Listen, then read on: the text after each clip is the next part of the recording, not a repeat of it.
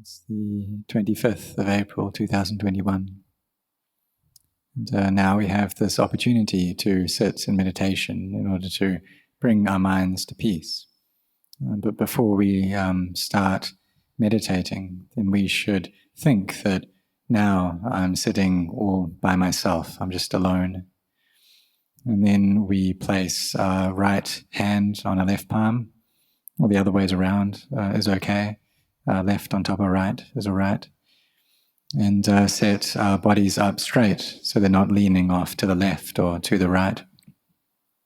We close our eyes just enough and in a way that's not strained.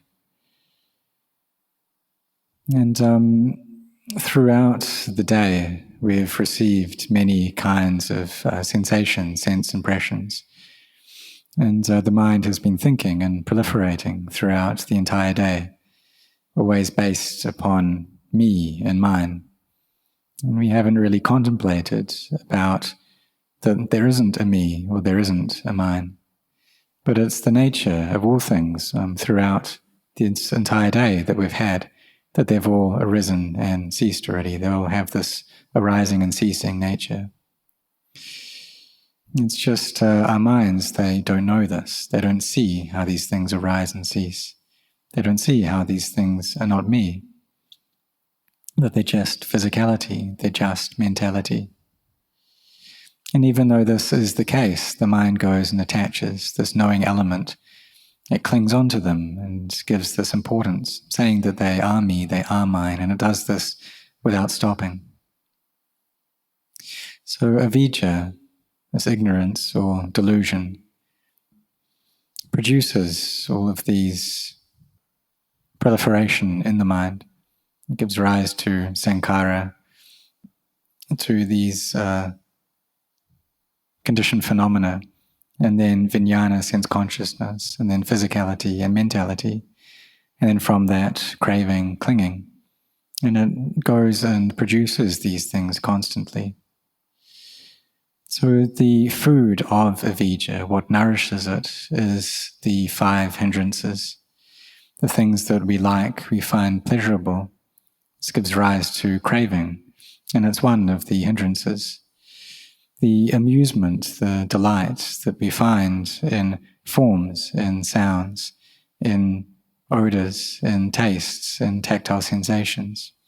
These are things which, or this liking and delight in them, obstructs samadhi from arising. And it arises in the mind that is overcome with delusion. And this mind goes and attaches to them. And so like when our eyes see a certain form and the mind likes that, we experience this sensation. And such as if we just see material things, maybe possessions or things that we use, and we like those things, and this gives rise to delusion. Or like how we build a house. And when we build it, we construct it so that it's something attractive, beautiful, and convenient and comfortable to live in. But we attach to that and believe that it really is something beautiful. And we can attach to the clothes that we wear, that they're attractive clothes, or for monks attach to the robes that we wear. We have a certain attraction towards our triple robes, thinking that they're something nice and beautiful. But we need to be careful, because if we have that and we die, then it's possible to get reborn as a lice in that set of robes. Or if we're attached to a house, then we may get reborn as a gecko in that house, that the mind takes birth right there. Or one time that a monk was eating and a chicken called out, and he looked at that chicken and the mind went right towards that chicken. And so this attachment and delusion, they give rise to craving. And this is the food, what nourishes ignorance. So it's also the same with aversion, not liking. It works in this way as well. It gives rise to vibhava tanha, this craving to not have or to not be. And this is also a kind of craving. And then there's the sleepiness that we experience and the proliferation about a sense of self. And this is all to do with tanha, with craving. And these are all food for craving, or food for ignorance. So we need to come to train ourselves in samadhi. And like when we sit and we have mindfulness over the in and out breath. And we try to keep our minds here with this breath as it comes in and as it goes. And we can also use a meditation word as well. Or we can recollect the goodness that we've done and we think about this, and this brings our mind to peace. We recollect all of the meritorious things, all the ways that we've sacrificed, we've given up. And this brings the heart into a state of ease and stillness. And when it's still like this, when there's peace, then samadhi arises. So if we try to look at our minds and have mindfulness there right at the mind, and we see thoughts, and we know that these thoughts are not me. Or we try to understand that, but the mind just carries on thinking. It just keeps on proliferating and going, thinking on. What that shows is that our mindfulness is very weak. It's extremely weak. And so we're trying to have this knowledge here, looking right at the mind, but this proliferation, it's not stopping, because our mindfulness just isn't enough. And what's happening is that these thoughts, they're just dragging our minds on. And there are these feelings or these sense impressions, and the mind likes them or it dislikes them, and it proliferates on that and keeps on thinking. And like we see a form, or hear a sound, or experience an odor, or a taste, or a tactile sensation, something that we like, something that is desirable. And the mind thinks on that.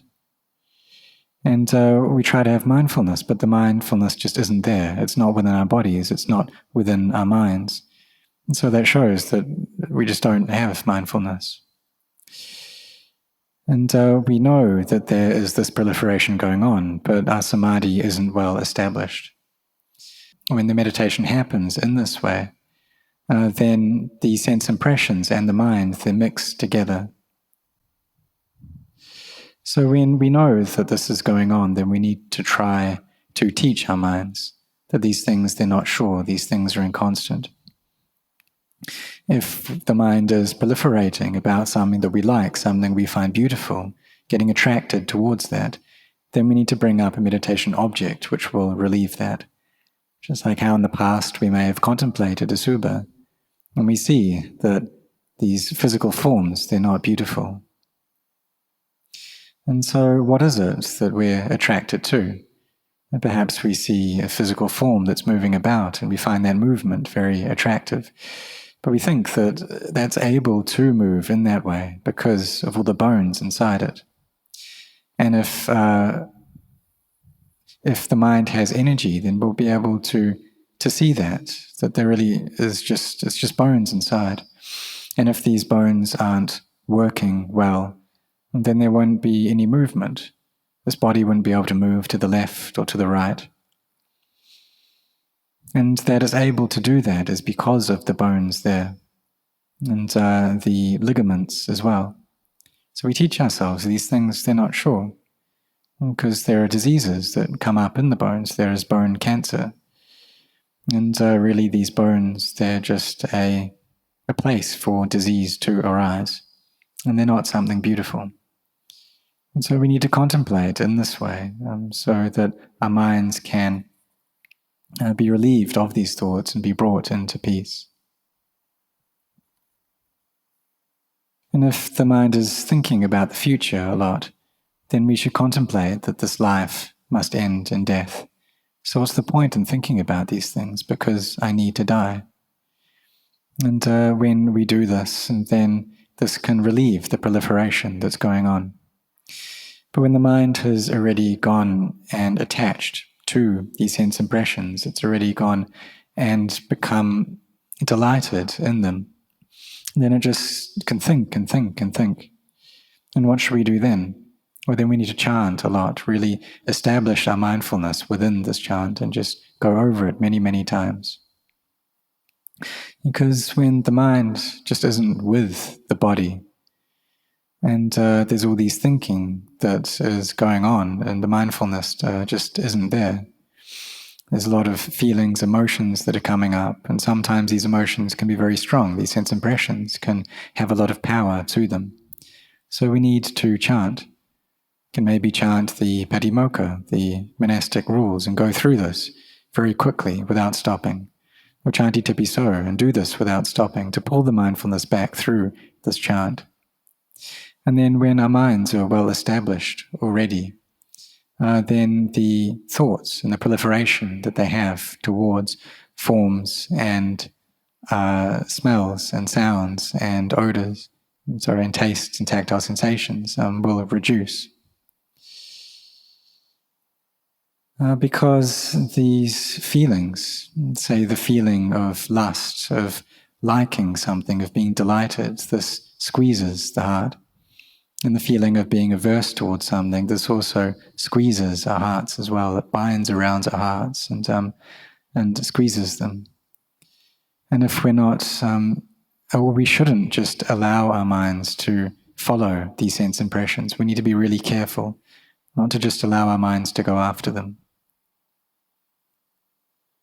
Perhaps we think that our mindfulness is good already. Our samadhi is already well established and we're able to play around with these sense impressions. But we need to be careful because they're like a small fire, just a small flame. But if we let that go, then they can burn the whole house down. So we need to be very cautious because these things, they're the food of avijja, of ignorance. And if there's liking or disliking, if there's hate, ill will, and the mind is getting distracted and thinking about many things, or there's confusion, doubts, or depression, these become the food for delusion. They nourish our ignorance. And so this delusion is not knowing, or ignorance, avijja, is not knowing. It's the same thing as delusion. It's a dark quality. And vijja is knowledge. This is something that's bright. It's a bright light which comes into our hearts, which gives rise to this inner state of knowing, of awakening, this Buddha in our hearts. So we should train our minds so that they do have peace, to bring them with some kind of meditation object and establish our minds with that well. So like anapanasati, taking up the breath, the in-breath, the out-breath, and we can also recite Buddho, Dhammo, Sangho along with that. Or Buddhang saranang gacchami, Dhammang saranang gacchami, Sanghang saranang gacchami. All of these are okay, they're all good to use. And the great teachers, they often just say Buddho, that we should recite Buddho. But it really is okay for us to use any of these meditation words.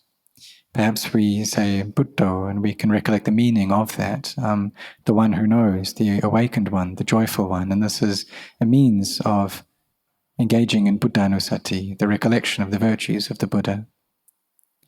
But if we doubt about that, then we can just use Buddho, and that's fine.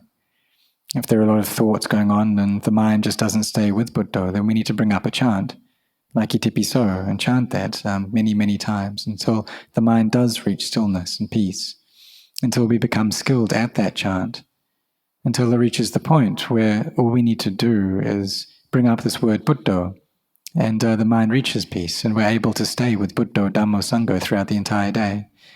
And then next we'll be able to just stay with this one word of Buddho throughout the entire day, that the mind will be well established in that meditation object.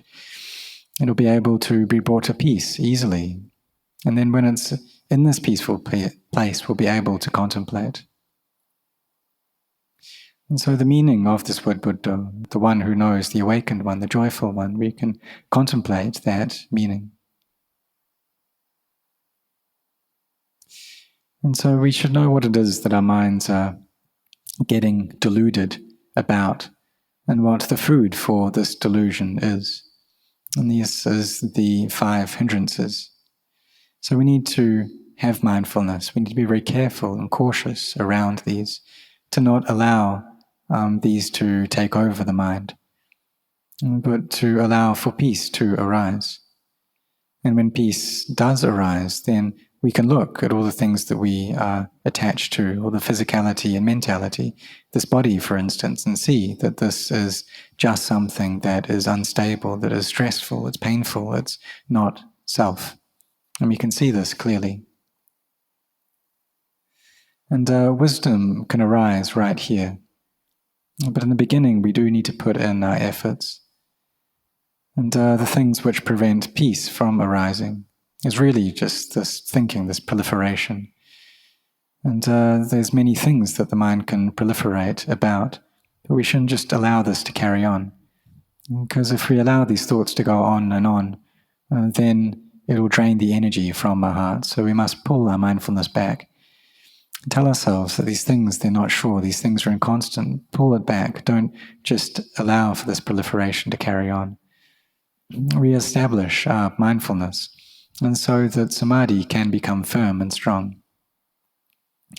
And when samadhi is strong, then we'll be able to know and understand these noble truths. And when sila, samadhi, and panya, this virtue, collectedness and wisdom has energy, we'll be able to win out, we'll be able to be victorious. But if we're sitting in meditation and the mind's just thinking and thinking, then we should know that, and we should know that what's happening is useless, that it's just not bringing us any benefit. If we sit for 30 minutes or an hour and the mind just thinks, then samadhi is just not coming up. So we need to find a path, we need to find something which can solve this, which can fix this. And so we can chant, and if there's chanting happening but we don't understand the language that it's being chanted in, then internally we can recite Buddho, Dhammo, Sangho. And we do this so the mind can be brought into peace. And as we put in our efforts, then the practice should develop by itself. But this scatteredness of mind, restlessness, it's a very significant obstruction. And what should we do when the mind is thinking and thinking? We need to try and find a way to overcome this. And we need to establish our mindfulness and contemplate, and so that these thoughts do reduce. If the mind is thinking in terms of delighting or finding pleasure in things, then we can contemplate asubha. If it's proliferating about the future, then we contemplate death. If there's a lot of drowsiness, a lot of doubts, then we chant. If we're getting annoyed or averse, then we spread metta. And we think, well, what's the point in getting angry? What's the point in having ill will? If there's a lot of doubt, that shows that there's delusion in the mind. We can ask ourselves, well, if we're doubting, will that doubt allow us to see the Dhamma? Will these doubts allow us to gain any kind of understanding? So we challenge them in this way. And we need to practice like this. We need to train ourselves like this. So may all of you set your hearts on this practice.